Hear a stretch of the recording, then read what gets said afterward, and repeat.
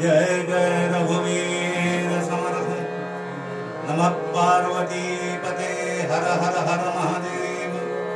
श्रीमत् सद्गुरु रघुनाथ महाराज की जय। सजयति सिंदूरवदन देवो यत्पादपङ्कजस्मरणं वासरमणिवदनसां राजिन्नाभे विविघ्नानां। हरि जय जय राम कृष्ण हरे राजा राम हरि जय जय राम कृष्ण राजा राम हरि जय जय राम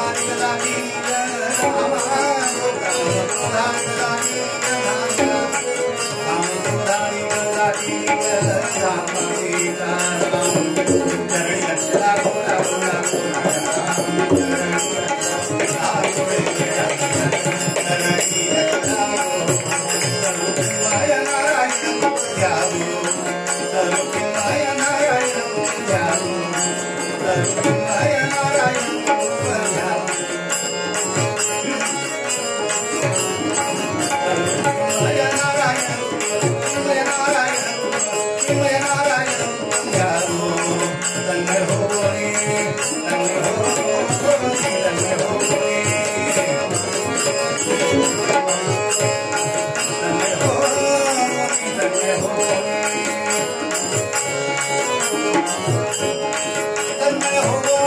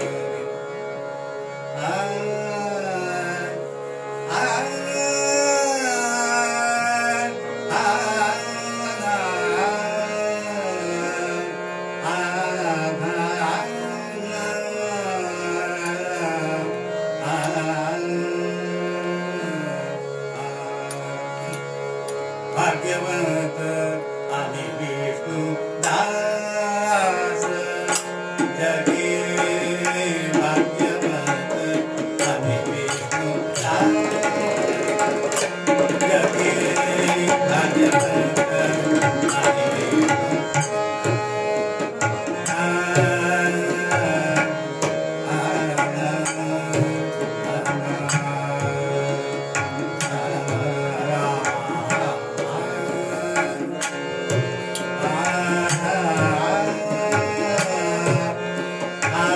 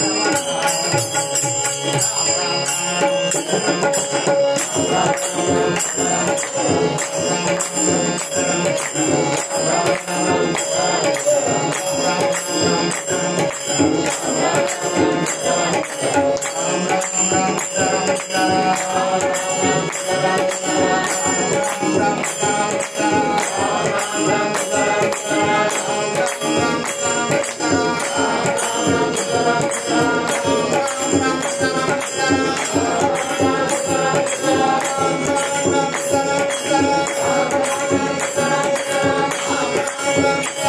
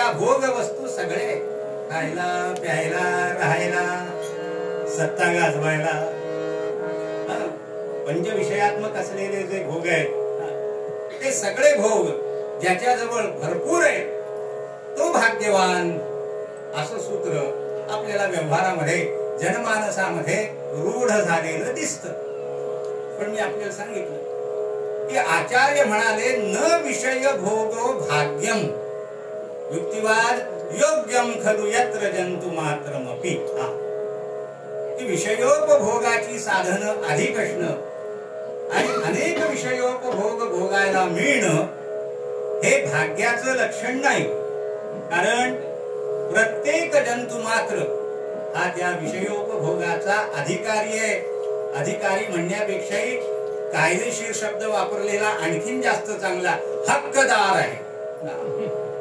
हक्कदार म्हणजे मी या विहिरीचं पाणी पिणार नाही, पण एक थेंब सुद्धा कुणाला काढू देणार नाही. माझ्या हक्काची विहीर आहे, ती बुजली तरी चालेल. कुंडली हक्कदार पक्का असतो. तेव्हा प्रत्येक जीव देहधारक हा विषयोपभोगांचा, विषय सुखांचा हक्कदार आहे. आणि आपल्याला भर्तृहरीने वेगळ्या संदर्भात बोललेलं सगळ्यांना नेहमी आपण कथा ऐकता तेव्हा भर्तृहरीचं म्हणणं आपल्याला सगळ्यांना ठरतं की आहार निद्रा भयमैथुनंच सामान्यमेत पशुभिर्नराणाम्. अर्थात तो हे धर्माच्या संदर्भात म्हणून त्याचा उत्तरार्ध असा आहे धर्मो हि तेषाम् अधिको विशेषः धर्मेण हीनः पशुभिः समानः. आपल्याला उत्तरार्ध आपल्या विषयाशी सध्या संबंधित नाही पण पूर्वार्ध आहे. कीर्तनकारानं ज्यातलं जे जे काय म्हणून असेल ते सगळं वापरावं. फक्त कुठून आणलं हे सांगू नये. हे चोरटे धंदे ज्याला करता येतात तो उत्तम कथेकर. काल आमच्या भागाबाईचं वर्णन करताना मी ज्या 2 आर्या म्हटल्या ती माझी चोरी वासू काकांनी पकडली. ते म्हणाले बुवा या कीर्तनातल्या आर्या नाहीये. मग जीव नावाचं एक खंड काव्य होतं चंद्रशेखर गोऱ्यांचं. ते आम्हाला अभ्यासाला होतं पूर्वी शाळेतच होतं अभ्यासाला. त्यालाही होतं मलाही होतं. तर त्याच्यामुळे त्यातल्या असलेल्या त्या 2 आर्या बरोबर ओळखले. पण बाकी त्यांना कुठं कळतंय. वडापावात काय असतं कोणी पाहिलंय शोधून. कुंडली रुचकर लागला पुरेच असो. तेव्हा घ्यावं सगळीकडचं. आपल्या संदर्भाला ते गरजेचं आहे. तसं आपल्याला या श्लोकाचा पूर्वार्ध आपल्या विषयाशी संबंधित की आहार निद्रा भयमैथुनंच. पहा विषयोपभोगामध्ये येणाऱ्या ह्या अत्यंत महत्वाच्या गोष्टी आहार निद्रा. बाकी मानवी नव्हे प्राणी स्वभावानुसार भय भीती आहे वात्सल्य आहे प्रेम आहे कारुण्य आहे कोप आहे द्वेष आहे तिरस्कार आहे. या सगळ्या भावना प्रत्येक प्राण्यांच्या ठिकाणी सामान्यमेतत् पशुभिर्नराणाम्. पशूंमध्ये आणि मानवामध्ये या सगळ्या गोष्टी सामान्य म्हणजे मराठीत बोलायचं झालं तर कॉमन. दोन्हीकडे या गोष्टी सारख्या आणि याचा अनुभव आपल्याला येतो. हे पहा कोकणातल्या माणसांनी अजूनही याही काळामध्ये घरामध्ये गाई म्हशी अशी गुरं राखून ठेवलेली आपल्याकडे खरोखर भाग्यवान लोक आहेत. दळभद्री जे आहेत ते सगळे विकून मोकळे झाले. पण अजूनही गुरंढोरं तुम्ही राखून ठेवलेली माणसं आहात. एखाद्या गाईला वासरू झालं बहुतेक ती जर कालवड असेल तर ती ठेवली जाते आणि तो जर नर असेल गोरा असेल तर तो विकला जातो. तेव्हा असं ते गोरं असं ते गाईचं वासरू आपण जर समजा विकायला न्यायचं ठरवलं गुरांच्या बाजाराच्या दिवशी विकायला न्यायचं ठरवलं की तुम्ही ते दाव्याचं वासरू सोडा आणि घेऊन जायला लागा आणि गायीकडे वळून बघा. ती गाय रडते हो घळघळा. तिच्या डोळ्यातनं अखंड अश्रुधारा चालू असतात. हो तुमचं बोलणं आता हे गोरं विकलं पाहिजे. या वासराचे नाही म्हणायला कमीत कमी 5-7 हजार रुपये आले पाहिजे. हे आपलं घरातलं बोलणं गोठ्यातलं बोलणं. पण तिला कळतं आणि आज सोडून वासरू नेत असताना ते बाजाराला चाललंय हे न सांगता ती ओळखते आणि रडते. तेव्हा अशा त्या रडणाऱ्या गायीचे अश्रू आपण आपल्या उलट्या हातावर घेऊन पहा. ते वासरू नेत असताना त्या गायीचे जे अश्रू तुमच्या हातावर पडतील मंडळी ते गरम असतात उष्ण असतात. नाही गेलं विकल्या संध्याकाळी ते वासरू तुम्ही बाजारातनं परत आणलं की ते परत आणत असताना सुद्धा ती पुन्हा गाय रडते. आणि आता तिच्या रडण्याचं जे डोळ्यातनं पडणारे अश्रू आहेत रडताना ते आपल्या हातावर घेऊन पहा ते थंडगार लागतात. मंडळी वैद्यकशास्त्राचा सिद्धांत असा आहे की दुःखानं डोळ्यात येणारे जे अश्रू आहेत ते गरम असतात ते उष्ण असतात आणि आनंदानं येणारे जे अश्रू आहेत ते थंड असतात. घरी जाऊन दोन्ही प्रकार करून रडून पहा. मंडळी मी 35 वर्ष मास्तरकी केली ना त्याच्यामुळे होमवर्क द्यायची मला सवय. तेव्हा हे श्रोत्यांसाठी होमवर्क घरात दिल्यानंतर एकदा दुःखानं रडून पहा एकदा आनंदानं रडून पहा आणि म्हणतो त्याप्रमाणे दुःखाश्रू उष्ण आणि आनंदाश्रू थंड असतात की नाही याचा प्रयोग करून पहा. मला सांगायचं एवढंच की सगळ्या भावभावना सामान्यमेत पशुभिर्नराणाम् सगळा मोह, सगळी माया, सगळं वात्सल्य कीर्तनी थाटाची गोष्ट सांगतो. एक म्हणे राजा होता आणि त्या राजदरबारामध्ये चांगल्यापैकी राजज्योतिषी होता. अतिशय निष्णात होता. गणित पक्क होतं त्याचं. सांगितलेलं ज्योतिष त्याचं कधी खोटं होत नसतं. बहुतेक आपल्याला क्वचितच दिसतं असं. ज्योतिषानं सांगितलं या मुलीचं डॉक्टरशीच लग्न झालं पाहिजे की होतं फक्त कंडक्टरशी होतं. कुंडली काही नाही म्हणजे डॉक्टरला फक्त कम मागे लागला आणि त्याचा एसटीचा कंडक्टर झाला एवढाच फरक झालाय. पण मी म्हटलेलं भविष्य खरं झालंय की मखलाशी किती जण जरी करीत असले तरी ज्याचं गणित पक्क त्याचं ज्योतिष पक्क असा तो पक्का ज्योतिषी होता. आणि राजसभा चाललेली असताना मंडळी दाढी जटा झाली असा एक अत्यंत तेजस्वी तेजपुंज ऋषी समान भाषणारा अशी एक व्यक्ती त्या दरबारामध्ये आली. ती आलेली पाहिल्या बरोबर राजज्योतिषी ताडकन स्वतःच्या आसनावरून उठले, धावत गेले, साष्टांग दंडवत घातला त्या व्यक्ती पुढे, मोठ्या प्रेमानं हाताला धरलं, आपल्या आसनावर आणून बसवलं आणि राजाकडे वळून म्हणाला, महाराज ज्यांच्या पायाशी बसून ज्योतिष विद्या शिकावी असे हे महान ज्योतिषाचार्य माझे गुरुजी आहेत. आता एवढा आपल्या ज्योतिषापेक्षाही मोठा ज्योतिषी आलाय म्हणजे त्यातल्या त्यात माणसाचा स्वभाव असा आहे एखाद्याला ज्योतिष कळतं म्हटल्या बरोबर तो लगेच स्वतःचा हात दाखवल्याशिवाय राहत. मलाही फार हौस होती ज्योतिष शिकायची पण मी मुद्दामून शिकलो नाही. का गावोगावी फिरून किती लोकांनी हात दाखवावा मला कुंडली तेव्हा असे ते हात पाहणं नको म्हणून सोडून दिला ना. हे असे तयार आहे महानिर्वाण. वा वा वा त्यांचं आगत स्वागत राजाने केलं. सभा समाप्त झाली. हो आणि सभा समाप्त झाल्यानंतर ते ज्योतिषाचार्य आणि राजा दोघेच जण त्या मंडपात सभा मंडपात राहिले. राजा जवळ आला, पुन्हा नमस्कार केला आणि सांगितलं, महाराज माझं ज्योतिष सांगा, माझं भविष्य सांगा काय आहे. ज्योतिषी खरोखरीच तयार होते. ते म्हणाले काय सांगू. हे पहा ज्याला ज्योतिषशास्त्र कळतं अभ्यास केलेला आहे त्याला केवळ भविष्य काळच कळतो असं नव्हे, त्याला तीनही काळ कळतात. त्याला भूतकाळही कळतो, वर्तमानही कळतो आणि भविष्यही कळतो. तेव्हा राजा काय सांगू तुला, भूतकाळ सांगू का भविष्य काळ सांगू. राजा मोठा चतुर होता. त्यांनी विचार केला की याला पहिले भूतकाळ विचारावा म्हणजे त्या जर घटना खऱ्या असतील तर हे भविष्यातलं जे सांगतील ते खरं समजायला काही हरकत नाही. माणसंही चतुर असतात नाही म्हणजे पहिल्यांदा भूतकाळ सांगा. भूतकाळ सांगा म्हटल्याबरोबर त्या ज्योतिषी महाराजांनी राजाच्या भूतकाळातल्या अशा गोष्टी सांगायला प्रारंभ केला की ज्या गोष्टी त्या राजाच्या आई बापालाही माहिती नव्हत्या आणि बायकोलाही माहिती नव्हत्या. अशा जेव्हा बारीक बारीक गोष्टी सांगायला लागला तेव्हा राजाने ओळखलं नाही हे जाणते पुरे पुरे पुरे पुरे एवढं पुरे म्हणलं.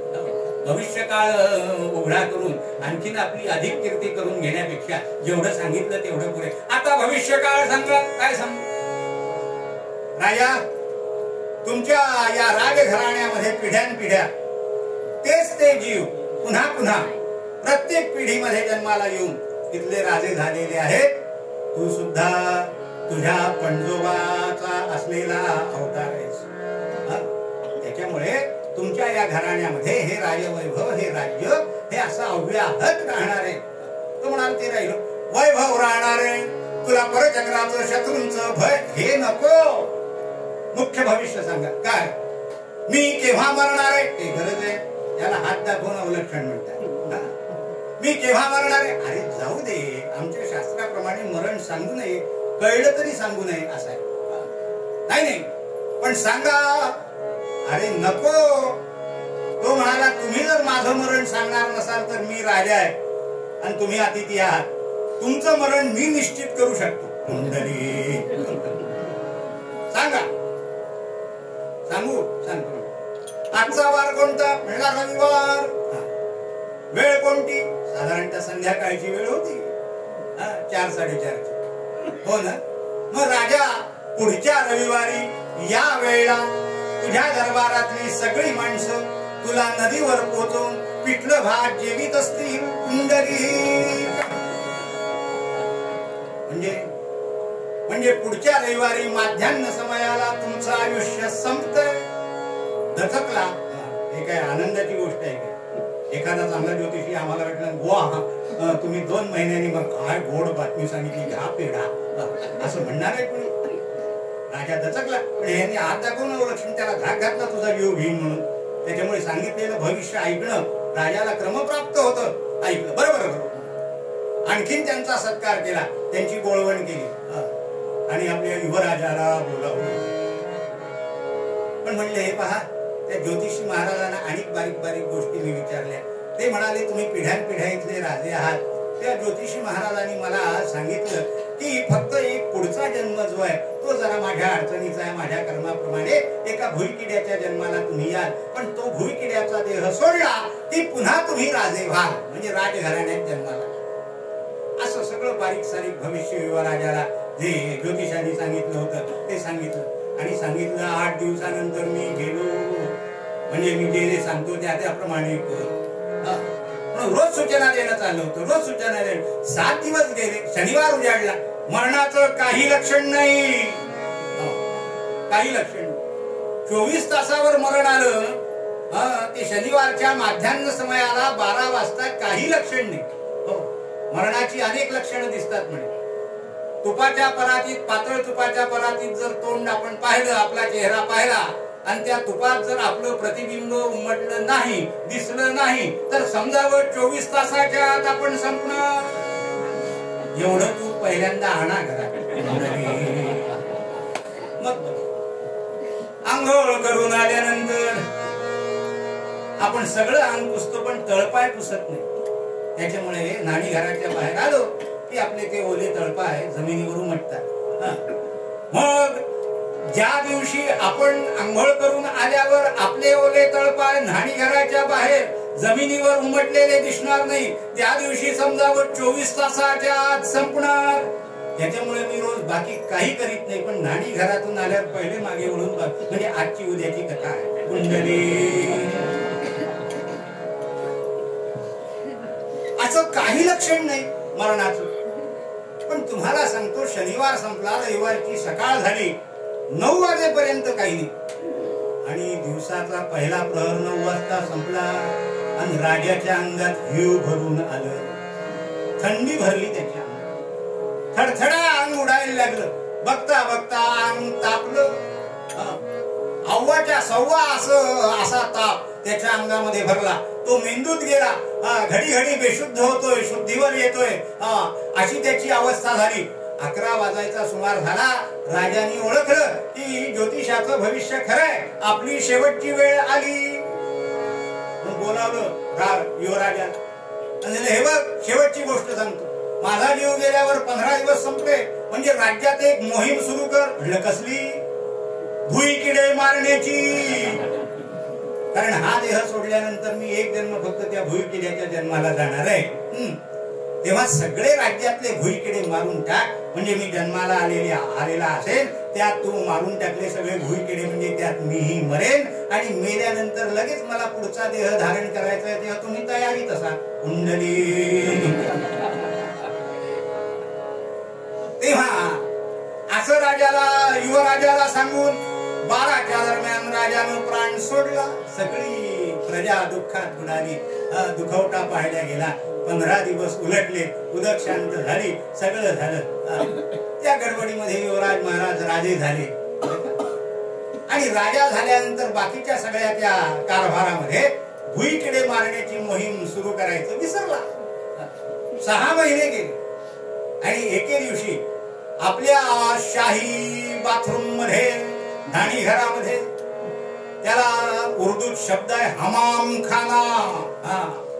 त्या हमाम खान्यामध्ये स्नान करीत असताना संगमरवरी फरशी जी घातलेली होती, त्या 2 फरशांचा जोड मध्ये जी फट होती, त्यातनं एक डौलदार भुईकिडा बाहेर निघाला. अगदी डौलदार. तो भुईकिडा युवराजांनी पाहिला आणि लगेच पितृवचन आठवलं. अरे यांना मारायची मोहीम सुरू करायची होती, आपण विसरूनच गेलो. आता पहिला शुभारंभ आपणच करावा, म्हणून त्यानं तो चांदीचा जाडजूड तांब्या उचलला आणि पहिला याच्याच टाळक्यात घालावा, म्हणून त्या भुईकिड्याच्या डोक्यावर तो तांब्या आदळणार. तो भुईकिडा बाजूला झाला, मान वर काढून मनुष्यवाणीनं बोलायला लागला. म्हणाल आम्ही ऐकून घेतो म्हणून तुम्ही काही सांगता? भुईकिडे माणसासारखं कसं काय बोलते? अहो, कीर्तनात दगड सुद्धा बोलतात. बऱ्याच कीर्तनकारांची कीर्तन ऐकल्यानंतर हे कळतं. कुंडली कीर्तनात दगड सुद्धा बोलतात, भुईकिडानं बोलायला काय झालं? तो मनुष्यवाणीनं बोलायला लागला. तो म्हणाला, थांब युवराज, थांब, मारू नकोस. बरोबर, तू विसरलास हे फारच चांगलं झालं. हो, मी तोच आहे जे तुला मी 6 महिन्यापूर्वी सांगितलं होतं. भुईकिडे मारण्याची मोहीम सुरू कर हे सांगणारा तुझा बाप मीच आहे. पण आता तेच सांगायला आलोय की ती मोहीम तू विसरला, ती विसरलेलाच पुन्हा सुरू करू नको. का? कारण या भुईकिड्यांच्या जागी मी इथं सुद्धा राजा आहे. बरं का? माझी प्रजा आहे, भरपूर आहे आपल्या राज्यामध्ये भुईकिड्यांची प्रजा. मला एक महाराणी आहे, तुझ्या आईपेक्षा चांगली आहे. तुझी आई माझा ऐकत नव्हती, ही सध्याची महाराणी. मी म्हणेन तसं माझं सगळं ऐकते. नुकतीच मला पिलं झालेली आहे, ते माझे राजकुमार आहे. माझ्या अंगा खांद्यावरून खेळतात, चालतात. बरं का? आमच्या भाषेमध्ये मला बाबा बाबा बाबा बाबा बाबा असं म्हणतात. इतकं बरं वाटतं. बाळा, तू जर समजा मला मारलंस तर माझी राणी विधवा होईल, माझी लेकरं पोरकी होतील, माझी प्रजा पोरकी होईल. म्हणून सांगतो, जितके दिवस इथं आहे तितके दिवस मला राहू दे. अजिबात मारू नकोस पोरकी भुईकिडा एकही, हे सांगून तो किडा गुप्त झाला. आपला दृष्टांत संपला. सामान्यमेत पशुभिर्नराणाम्, सगळ्या असलेल्या आहार निद्रा भयमैथुनांच सामान्यमेत पशुभिर्नराणाम्. म्हणून आचार्यांचा युक्तिवाद हा वकिलाच्या युक्तिवादापेक्षा का श्रेष्ठ आहे? मी आपल्याला सांगितलं की योग्यम खलु यत्र जंतु मात्रमपि. सगळेजण अधिकारी आहेत. मग तुम्ही म्हणाल, असं जर आहे भाग्याचं लक्षण काय समजावं? म्हणून उत्तरार्ध काल आपण म्हणून ठेवला होता. तर ब्रह्मेंद्र रुद्र मृग्यम, ब्रह्मेंद्र रुद्र मृग्यम भाग्यम विषयेषु वैराग्यम. आचार्य म्हणाले, यत् ब्रह्मेंद्र रुद्र मृग्यम, सामान्य नाहीत कोणी. प्रत्यक्ष ब्रह्मदेव, प्रत्यक्ष रुद्र म्हणजे देवाधिदेव महादेव, प्रत्यक्ष सकल देवांचा राजा असणारा तो इंद्र. यत् मृग्यम, मृग्यम म्हणजे शोधण्यास योग्य समजता. मृग मृगयती म्हणजे शोधणे, आणि मृग मृगयती म्हणजे फिरणे. असे मृग या धातूचे संस्कृतामध्ये दोन्ही अर्थ आहेत. तर ब्रह्मेंद्र रुद्र मृग्यम, की जी गोष्ट ब्रह्मदेवासारखे, रुद्रासारखे, भगवान शंकरांसारखे, इंद्रासारखे जी गोष्ट शोधत फिरतात, कुठं मिळेल, कुठं मिळेल, कसं प्राप्त होईल, कसं प्राप्त होईल, कसं प्राप्त होईल, हे शोधत फिरतात. अशी कोणती गोष्ट आहे?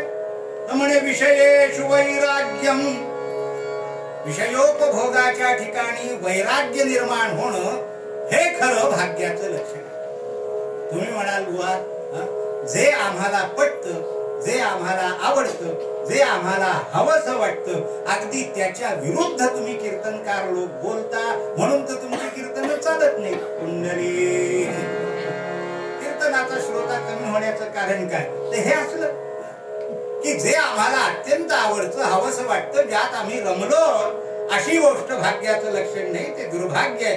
हे तुम्ही उलट सांगता, विरुद्ध सांगता, त्याच्यामुळे आम्हाला पटत नाही. ते पटत जरी समजा नसलं तरी सुद्धा औषध आवडत नाही म्हणून नाही घेतलं तर चालतं का?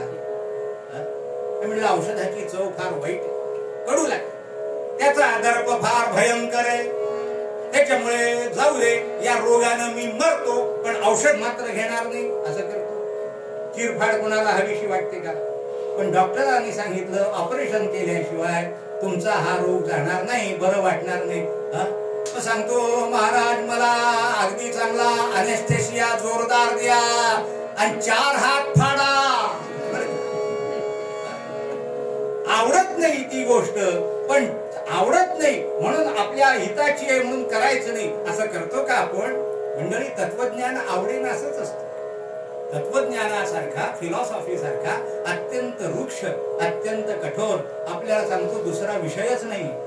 आणि त्यातल्या त्यात आचार्यांचं तत्वज्ञान जे आहे ते आचार्यांसारखा कठोर तत्ववेत्ता जगाच्या पाठीवर कुठल्याही देशात आजपर्यंत झालेला नाही. आचार्यांचं तत्वज्ञान अत्यंत कठोर आहे, अत्यंत सत्य आहे. सत्य आहे म्हणून कठोर आहे. नेहमी जी खरी गोष्ट असते ना ती कडकच असते, ती कठोरच असते, ती झोंबते, ती बोचते, ती नकोशी वाटते. आचार्यांच्या तत्वज्ञानाच्या बाबतीत हेच खरं की ब्रह्मेंद्र रुद्र मृग्यम कोण आहेत हे सगळे जण? हे सगळे देव आहेत महाराज. हे सगळे जण देव आहेत, मानव नाही. देवांमध्ये आणि मानवामध्ये असलेला फरक काय आहे? सगळ्यात पहिला फरक योनीच आहे. देव ही सुद्धा योनीच आहे, लक्षात ठेवा. देवांना सुद्धा देह धारण केलेले आहेत त्यांनी. म्हणजे त्यांनाही जन्म आणि मरण हे दोन्ही आहे. फक्त देव योनीचं असलेलं जे शरीर आहे, जो देह आहे तो कसा आहे तर म्हणे दिव्य आहे. देव या शब्दामध्ये दिव हा धातू आहे. दिव म्हणजे प्रकाशने. ज्यांची शरीर प्रकाशमान आहे, ज्यांची शरीर दिव्य आहे, मंडळी अशी शरीर धारण ज्यांनी केलेली आहे त्यांना देव असं म्हणतात. बाकी सगळं असलेले प्रपंच तुमच्या माझ्यासारखे देवा नाहीये. राग, लोभ, कृष्ण, फुगणं, बायकोचा रुसवा फुगवा म्हणून पुराणामध्ये पार्वती रुसली, लक्ष्मी रुसली, तिनं तिचा गर्भहार परिहार करायला म्हणून नवऱ्याला गळ घातली, अनसूयेची परीक्षा पाहायला तिन्ही देवांच्या बायका रुसून त्यानं अनसूयेचं सत्व बघायला त्या तिन्ही देवांना पाठवलं. कशाचं लक्षण आहे हे? हे सगळं लक्षण तुमच्या माझ्या जीवनात असलेल्या ज्या भावभावना आहेत त्या सगळ्या देवांच्याही जीवनात आहे. कारण ती सुद्धा योनीच आहे, फक्त दिव्य योनी. दिव्य योनी असल्यामुळे मंडळी त्यांना जरा नाही, त्यांना वार्धक्य नाही. एकाही देवाचा फोटो किंवा एकाही देवाची मूर्ती किंवा प्रतिमा आपण वृद्ध झालेली पाहिलेली नाही. मला सांगा, म्हाताऱ्या महादेवाची एक तरी मूर्ती आहे का? म्हाताऱ्या रामाची एक तरी मूर्ती आहे का कुठे? म्हाताऱ्या कृष्णाची एक तरी तस्वीर आहे का कुठे? नाही. 125 वर्षाचं आयुष्य भगवान गोपाल कृष्ण जगले. गोकुळात जन्माला आल्यापासून, मथुरेत जन्माला आल्यापासून ते मंडळी व्याधाचा बाण पायाला लागेपर्यंत मधला जो कालखंड आहे तो सध्याच्या कालखंडाच्या मोजणीप्रमाणे 125 वर्षाचा आहे. या 125 वर्षाचं वय झालं भगवान गोपाल कृष्णांचं. पण आपल्याला सांगतो, जे गोकुळामध्ये भगवंताचं किशोर तारुण्य या उंबरठ्यावर जसे भगवान दिसत होते तसेच त्याही वेळेला दिसत होते. जे प्रफुल्ल हास्य भगवंताच्या मुखावर तारुण्यात होतं तेच 125व्या वर्षी होतं. म्हणून तो देव आहे, दिव्य देह. आपलं तसं नाही.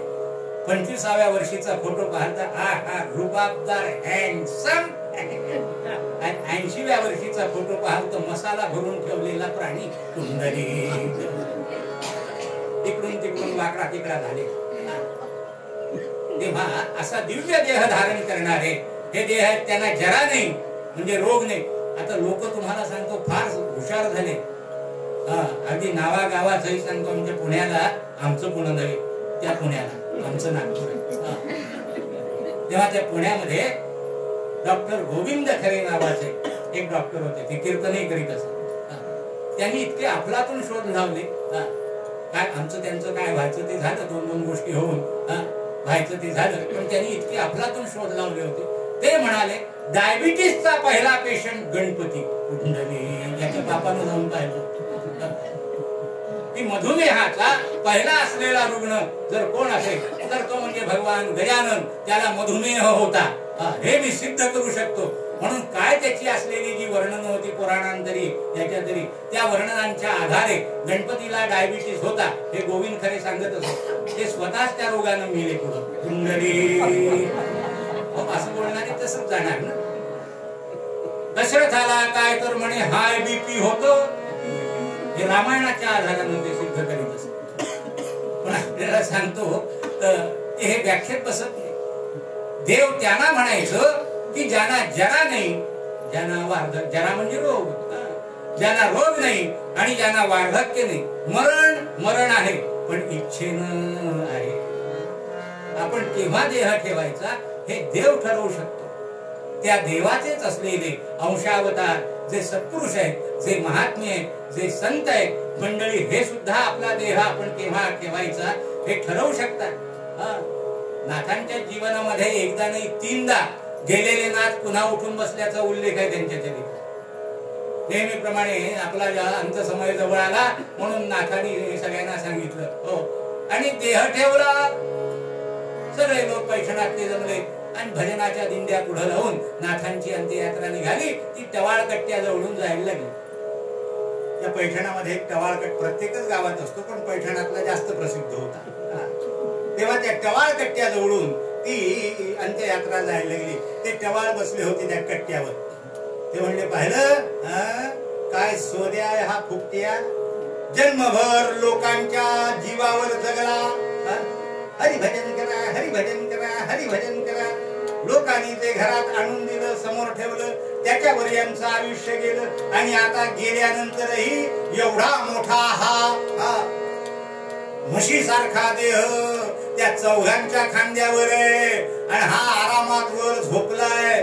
जाताना सुद्धा लोकांना त्रास देतच चाललाय. असं टवाळांपैकी कुणीतरी बोललं. ते नाथांनी ऐकलं. तिरडीवर असले लगेच आवाज दिला, ए खाली ठेवा, खाली ठेवा, खाली ठेवा, सोडा सोडा सोडा.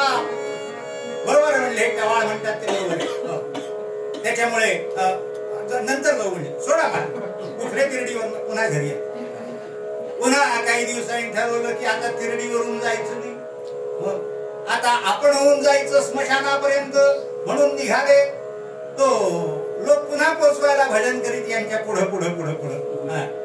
एका बाईची मुलगी मांडव परतनीला आली होती आणि पहिल्यांदाच नांदायला आता सासरी चाललेली होती. तेव्हा ती घरातनं गाठोडं घेऊन निघाली आणि इकडून नाथांची ही दिंडी स्मशानाकडे जायला निघालेली. नाथ मध्ये आहे. ती म्हातारीनं पाहिलं, मेला मरायला निघाला हा नाथ. आजचाच दिवस हीच वेळ सापडली याला. माझी मुलगी पहिल्यांदा सासरी चालली, मेल्याचा अपशकुन झाला.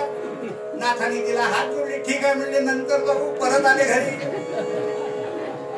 आणि असं करून तिसऱ्यांदा महाराज स्वतः नाथ गोदावरी मध्ये गेले आणि गोदावरीच्या तीरावर जाऊन स्वतःचा देह गोदावरीला अर्पण केला, जलसमाधी घेतली. मला सांगायचं एवढंच आहे की भगवंताचे, देवाचे असलेले जे अंशावतार आहेत, त्या अंशावतारांच्या अधीन मरण आहे, अधीन जन्म. म्हणून आम्ही वैकुंठीचे वासी. महाराज लिहितात, आलो याची कारणासी, बोलिले जे ऋषी साच भावे वर्ताया. आम्ही तुम्हाला प्रॅक्टिकल करून दाखवण्यासाठी आलोय तत्वज्ञानाचं. आम्हाला जन्म आणि मरण नाही. बीज भाजोनी केले नाही, बीज भाजोनी केले नाही, बीज भाजोनी, बीज भाजोनी केले नाही, बीज भाजोनी केले नाही. आम्हा जन्म मरण नाही, आम्हा जन्म मरण नाही, आम्हा जन्म मरण नाही. कोण बोलत हे?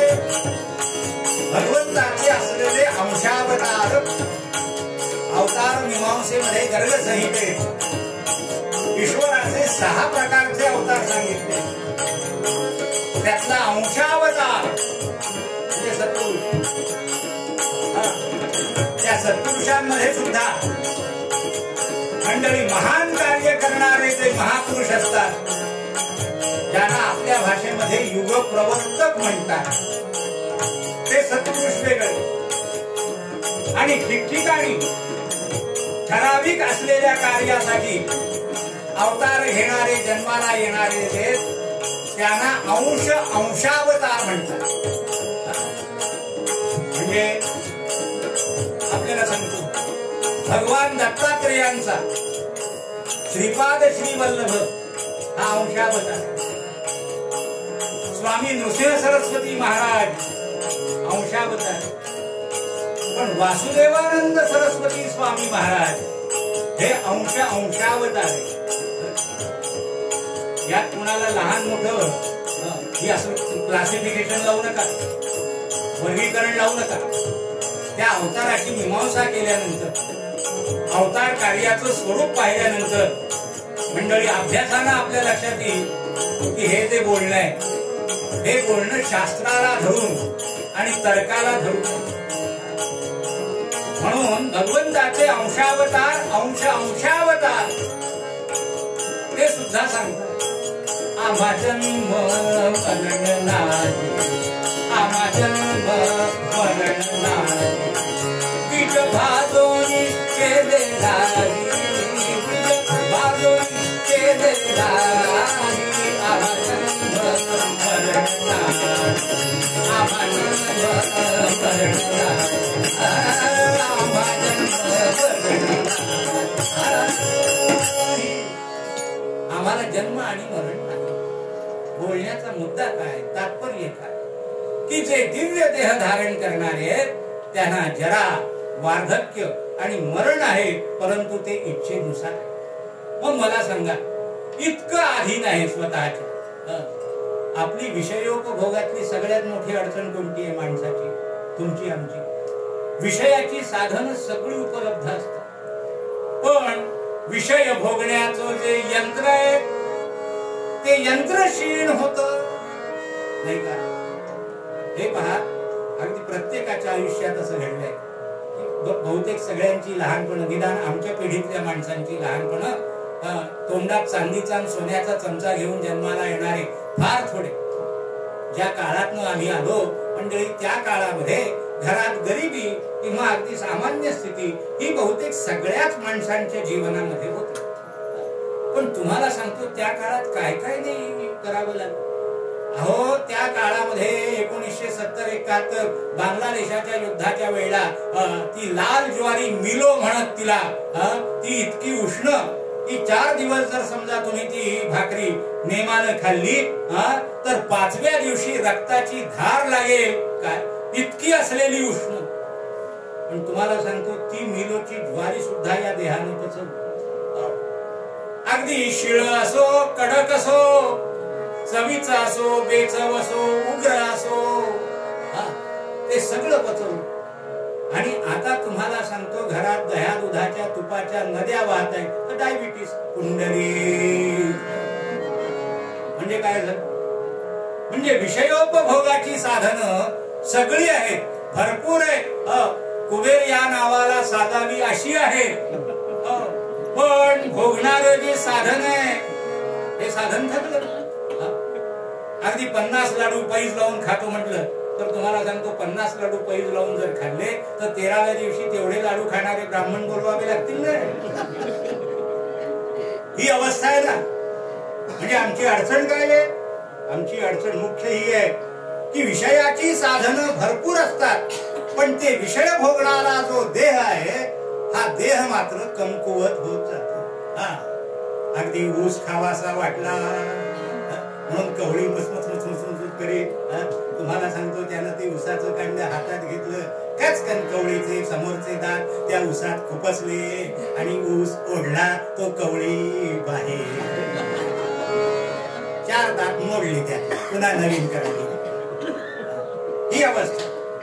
म्हणजे ऊस हे सुखाचं साधन आहे, पण ते खायचं साधन जे दात आहेत ते नाही. आपल्याकडे म्हण आहे, चणे आहेत तर दात नाही आणि दात आहेत तर चणे नाही, अशी अवस्था होते ना. म्हणजे आपली अडचण काय आहे? विषय भोगातली आपली अडचण हे जे साधन आहे विषय भोगणार हे क्षीण होतं. यांच्या बाबतीत ते नाही, देवांच्या बाबतीमध्ये त्यांचं विषयोपभोगाचं जे साधन देह, मंडळी तुम्हाला सांगतो, तो देह कधी क्षीण होत नाही, तो कायम तरुण असतो. त्याच्यामुळे हजारो वर्षाचं आयुष्य असलेला एखादा देव असला तरी तो मंडळी अप्सरेला एन्जॉय करू शकतो. बरं, 1 नव्हे 10. तुम्हाला सांगतो, असं केलं तरी त्याला काय ती एचबीची वगैरे काही लागण होत नाही. कुंडली पण जरा म्हणजे एवढे दिव्य देह आहेत त्यांना की विषयोपभोगाचा उपद्रव नाही, पाहिजे तो विषयोपभोग पाहिजे त्या वयात घेता येतो असा देह दिव्य आहे. तुम्हाला सांगा, यांना भिकेचे डोहाळे लागण्याचं काही कारण आहे का? यांना वैराग्य शोधून पाहण्याचं काही कारण आहे का? अरे जे हवं ते पाहिजे तेवढं जर भोगायला मिळतंय तर कशाला विनाकारण त्या वैराग्याच्या नादी लागतो? पण आचार्य म्हणाले की असे दिव्य देह धारण करणारे हे ब्रह्मेंद्र रुद्र मृग्यम, हे सगळे जण त्या वैराग्याच्या शोधामध्ये असतात. म्हणजे का? याचं कारण असं समर्थाने एका ओळीत सांगितलं की विषय जनित सुखे सुख होणार नाही. की विषयजनित असलेलं जे सौख्य आहे मंडळी, ते सौख्याची साधन अनंत आणि सुख भोगण्याचं साधनही अनंत असं जरी प्राप्त झालं, असं जरी देवयोनीला उपलब्ध असलं तरी सुख होणार नाही. नुसतं सुख होणार नाही असं म्हटलं नाही. अगदी शब्दाचा जर समजा परामर्शच घ्यायचा झाला तर विषयजनित सुखे, विषयजनित सुखे, पुढचा शब्द काय वापरला? सौख्य होणार नाही. म्हणजे विषयांपासून जनित निर्माण होणाऱ्या सुखामुळे तुम्हाला कदाचित सुखाचा भास निर्माण होईल, पण सौख्य, सुख या शब्दापासूनच सौख्य हा शब्द तयार झाला. मग सुख आणि सौख्य याच्यात काही फरक आहे का? जमीन अस्मानाचा फरक आहे. सौख्य म्हणजे जे कायम टिकणार आहे, सौख्य म्हणजे जे कायम राहणार आहे ते सौख्य, आणि तात्पुरतं असलेलं जे असेल ते सुख, जे पुन्हा पुन्हा समजून पुन्हा पुन्हा मिळवावं लागतं ते सुख. आणि सौख्य म्हणजे जे एकदा प्राप्त झालं म्हणजे ज्याची मात्रा कधीही कमी होत नाही, ते जसंच्या तसं राहतं, असं चिरंतन सुख जे असेल त्याला सौख्य असं म्हणतात. समर्थ म्हणाले की विषयजनित सुखानं सुखाचा आभास निर्माण होईल, तात्पुरती कदाचित इंद्रियही शांत होतील, पण सौख्य होणार नाही. त्याचं समाधान मात्र कायम तुमच्या जवळ टिकणार नाही. हे कुणाला कळलं? ब्रह्मेंद्र रुद्र मृग्यम. त्याला कळलं की आमचे देह जरी दिव्य असले तरी आम्हाला कायमचं समाधान या विषयजनित देहानी इंद्रियांनी भोगलेल्या सुखाने मिळणार नाही, हे त्यांना कळलं. म्हणून कायम सौख्य प्राप्त व्हावं, त्याला आलेला फार चांगला शब्द आहे दासबोधामध्ये, विमल सुख प्राप्त व्हावं. हे जर समजा हवं असेल तर त्याच्यासाठी समर्थ म्हणाले की वैराग्यासारिखे नाही भाग्य, वैराग्य नसता अभाग्य. आणि सगळ्यात महत्वाचं कारण सांगितलं की वैराग्य विन योग्य परमार्थ मोहे. जय जय रघुवीर. कारण संध्याकाळचा प्रसाद झाल्यानंतरचं कीर्तन आहे, त्याच्यामुळे मंडळी तो प्रसाद जरा खाली बसावा म्हणून गजर मोठा केला की आपोआप प्रसादाचं अन्न अगदी व्यवस्थित बसतं, खाली बसतं आणि कीर्तनात तरतरी वाटते. जय जय रघुवीर. वैराग्यासारिखे नाही भाग्य. समर्थांचे म्हणणं आहे की वैराग्यासारखं दुसरं भाग्य नाही. वैराग्य नसता अभाग्य. हे पहा, कुठली गोष्ट तुम्ही हवी हवी म्हणा की तुम्हाला जास्त त्याचा त्रास होतो, आणि नको नको म्हणा, नको नको म्हणा म्हणजे ती तुम्हाला जास्त सुखदायी होते. हे पहा, मला चहा लागतो, साधी गोष्ट, मला चहा लागतो, मला चहा लागतो, मला 3दा चहा लागतो, मला 4दा चहा लागतो, असं लागतो म्हटलं म्हणजे चहाची वेळ झाली की लगे लुकू लुकू लुकू एवढं अगदी दिनवाणीपणानं बघायला लागतो. बहिणी चहा देती, मावशी चहा देती, आत्याबाई चहा देती, काकू चहा देती, बघायला लागतो. चहाशिवाय माझं काही अडलं नाही. ड्रम जरी समोर ठेवला तरी काही वाटत नाही, कुंडली मिळाला तरी काही वाटत नाही, आणि न मिळाला तरी काही वाटत. काय झालं इथे? हवं हवंसं वाटलं की त्याचा त्रास जास्त, आणि नको नकोसं वाटलं म्हणजे मंडळी त्रासाचं काहीही कारण नाही.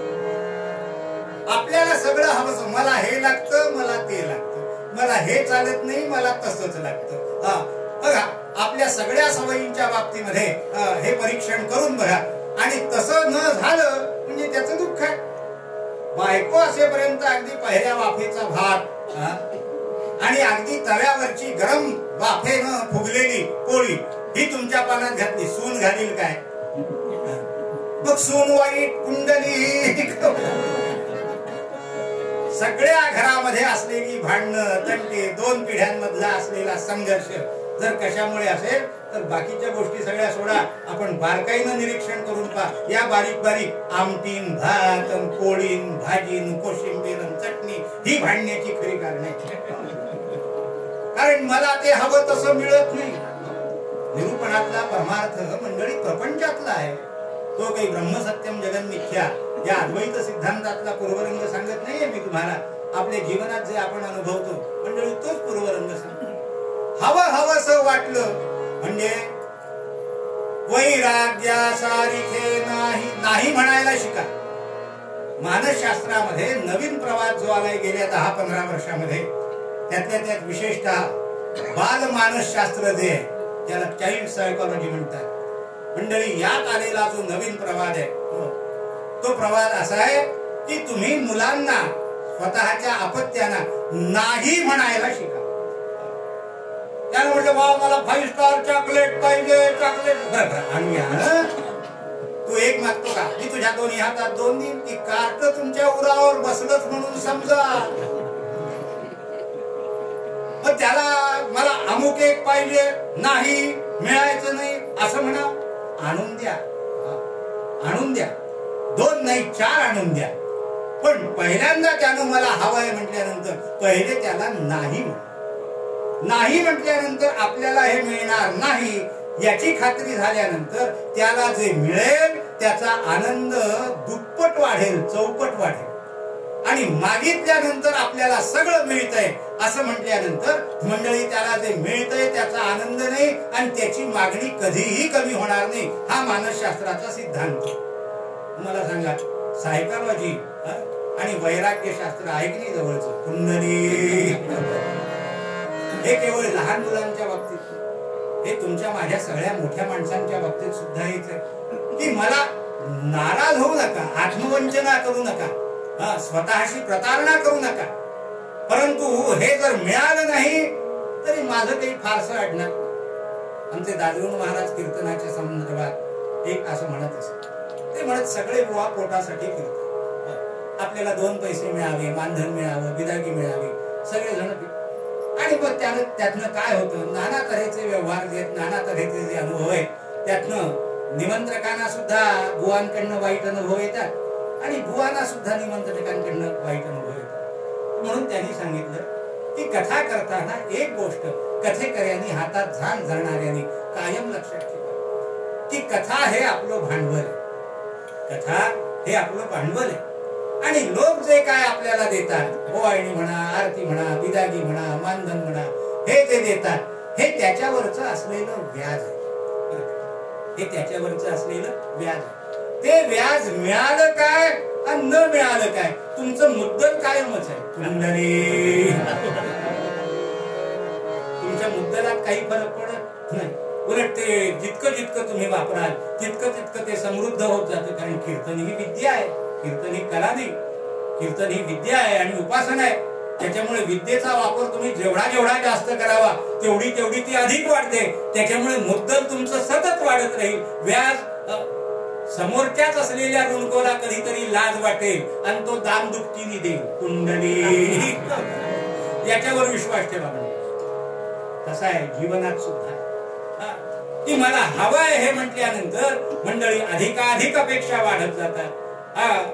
वैराग्य नसता लसलस वाटते. एवढ्याशा गोष्टीसाठी माणसं आकांतांडव करतात. आपली निरूपणाची वेळ संपली पण जाता जाता गंमत आठवली की एवढ्याशा गोष्टीचा त्याला नवीन भाषेमध्ये चांगला शब्द प्रेस्टिज पॉइंट करतात, स्वतःचा मानबिंदू करतात. आणि तेवढ्या गोष्टीसाठी म्हणून तुम्हाला सांगतो, अगदी एका टोकाला आमचा एक मित्र, त्याचं लग्न झालं, कॉलेज सुटल्यानंतर पुन्हा काही तो नोकरीत लागला, मी नोकरीत लागलो, पुन्हा काही भेट नाही. पण कथेला ठाण्याला आलेलो असताना त्यांनी वाचलं कौपिनेश्वराला, कुबेर भुवनचं कीर्तन, म्हणून तो भेटायला. कोणाला किती दिवसांनी भेटतो, उद्या माझ्याकडे तुला जेवायला आलो पाहिजे, हो तुझी वहिनी फार सुगरण आहे, सुंदर स्वयंपाक करते. हे आमच्या पिढीतलं सांगतोय बरं. हल्लीचे दोन मित्र भेटल्यानंतर तुझी वहिनी फार सुंदर स्वयंपाक करते असा एक तरुण मित्र दुसऱ्या तरुण मित्राला या 2025 साली म्हणणार नाही. तू माझ्याकडे जेवायला, आपण हॉटेलला जाऊया, हे हॉटेलचं आहे, ते हॉटेलचं आहे. हा संवाद हल्लीचा, हा तुम्हाला 40 वर्षापूर्वीचा संवाद सांगतोय. तेव्हा जेवायला ती फार चांगला स्वयंपाक करते. गेल्यानंतर तुम्हाला सांगतो की दारात पाय ठेवल्यानंतरच स्वयंपाकघरात जे काय होत होतं त्याचा इतका सुंदर गंध समोरच्या दरवाजापर्यंत दरवळत होता की तो जे बोलला त्याची खात्री मला त्या गंधानच झाली. गुवाचं नाक आहे, वासावरून ओळखतो आम्ही. कुंडली सुंदर गंध आल्यावरून म्हणतो ते खरं. त्याने इकडच्या तिकडच्या गप्पा झाल्यावर पान घेतलं. काय काय पदार्थ केले होते तुम्हाला सांगतो. आमच्याकडे उभ्या गौरी असतात की नाही, त्या गौरीना सगळे 16 प्रकार असतात. 16 भाज्या, 16 चटण्या, 16 प्रकारची तळणं, 16 प्रकारच्या पोळ्या. आता हल्ली कोणी करीत नाही, 16 भाज्यांची एक मिक्स व्हेज करतात. पण हे असं सगळं जुन्या याच्याप्रमाणे नैवेद्याला ते 16 प्रकारचं करायचं असं होतं. ते गौरीच्या नैवेद्याचं जसं पान असतं आधी तसं शोभावं इतके नाना प्रकार तिने सुंदर केले होते. पानं घेतली, आम्ही बसलो आमच्या जेवायला सुरुवात करायची आणि गिरवायचं चित्रावती घातल्या. त्याने एकदा पानाकडे, पालं वाढलेच का सगळं नीट? ती म्हणली हो. त्याने एकदा पानात, आमच्या तिकडे विदर्भात मीठ जिथं असतं मंडळी त्याच्या खाली एक हिरव्या रंगाची चटणी वाटते, त्याला पेंड असं म्हणतात. पेंड म्हणजे हिरवी मिरची, 4 शेंगदाणे, सुकं खोबरं, कोथिंबीर, जिरं हे असं एक बारीक वाटायचं आणि ते तोंडी लावणं. ती मिरचीची चटणी जी असते ती पेंड म्हणतात त्याला. तर ती मिठाच्या खाली पहिल्यांदा दिसलीच पाहिजे. नैवेद्याच्या पानावर ती चटणी पहिले वाढायची, मीठ वाढायचं नाही. तेव्हा त्यानं पानाकडे पाहिलं, ती नेमकी ती चटणी नाही. थांब थांब थांब थांब थांब थांब थांब थांब पाणी फिरून जेवायला सुरुवात करू. काय गे इकडे इकडे ये, सगळं वाढलेस म्हणालीस ना तू? हो. तू पुन्हा एकदा नीट बघ, सगळं वाढलेस का? तिने बिचारीनं पाहिलं, तिच्या नाही लक्षात आलं होते की ती चटणी राहिली आहे म्हणून. ती म्हणली हो सगळं वाढलंय, तुम्हीच बघा नीट, तुम्हीच बघा काय नीट. किती वर्ष झाली आपल्या लग्नाला? ती म्हणाली 4. मग 4 वर्ष तू माझ्याकडे नांदतेस, तुला अक्कल नाही का? तुझ्या आईनं तुला शिकवलं. सुरू झालं ना. बहुतेक नवरा बायकोची भांडणं ही मातृकुळ नाही तर पितृकुळ इथपर्यंत जातात आणि ती विकोपाला जातात. तुझ्या आईनं तुला शिकवलं नाही का? तुला अक्कल नाही का? आपल्या घरातले कुळकुळाचार तुला अजून ठाऊक झाले नाहीत का? पान कसं वाढायचं? सुरू झालं. ती म्हणाली अहो पण काय काय झालं, काय झालं? मिरचीची चटणी कुठे आहे? मी त्याला मध्ये पडून समजा, अरे मला आवडत नाही, मला चालत नाही, मला तिखटाचा त्रास होतो. बरं झालं त्यांनी चटणी वाढली नाही, ते मला नकोच आहे ती.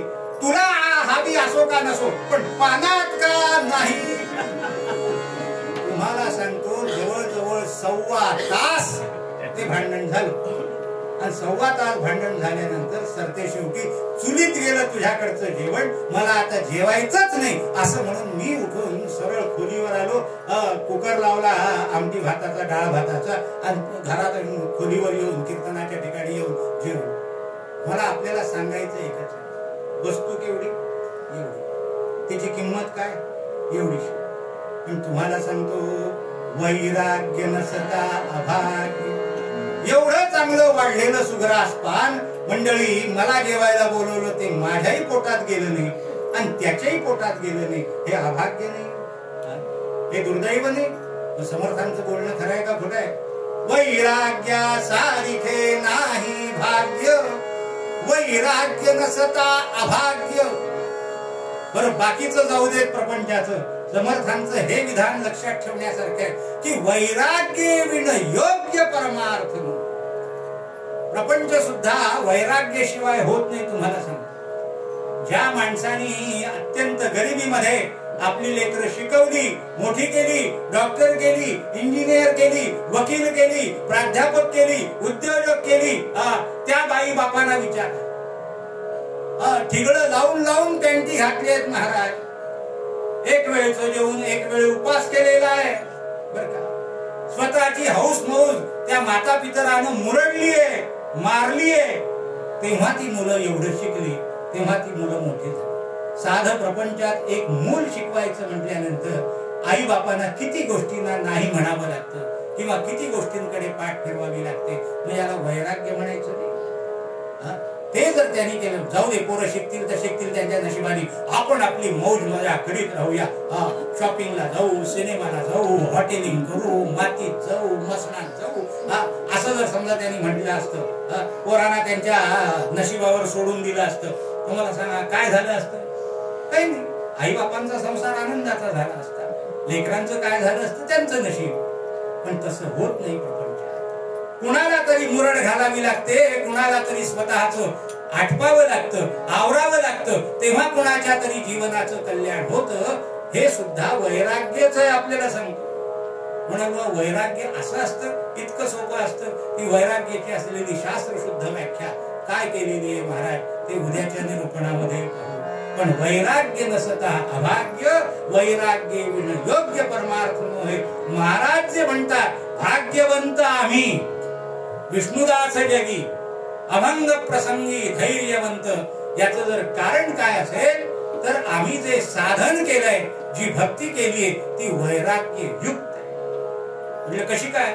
वासनेचा कंद उपडिले मूळ, त्यामुळे दुरितसे दुरिते सकळ निवारिली. काल मी आपल्याला चरित्र सांगितलं की वैराग्ययुक्त भगवत नाम आहे, वैराग्ययुक्त भगवत साधन आहे. आपल्याला सांगतो परमात्म्याने कृपा करून अगदी सगळं वैभव जरी समोर ठेवलं तरी सुद्धा मंडळी त्याच्याकडे पाठ फिरवण्याची किंवा त्याच्यात न गुंतण्याची भूमिका आहे. म्हणून भाग्यवान आहे कोण?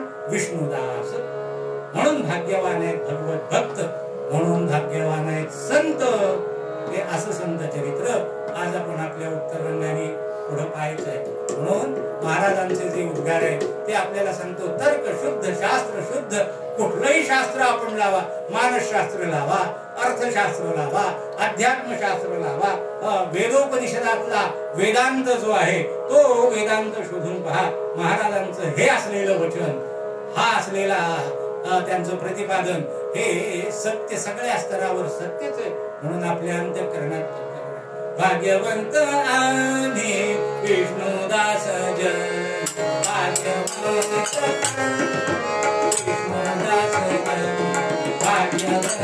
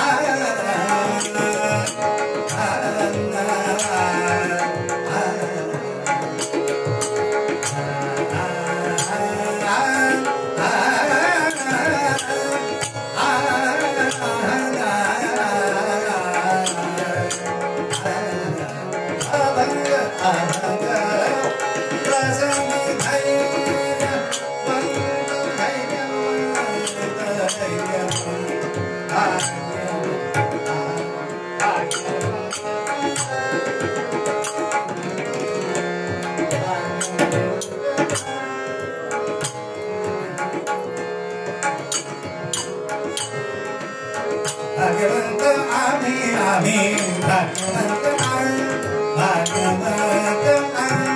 भाग्यवंत. जय जय रघुवीर श्रीमत् सद्गुरु रघुनाथ काका महाराज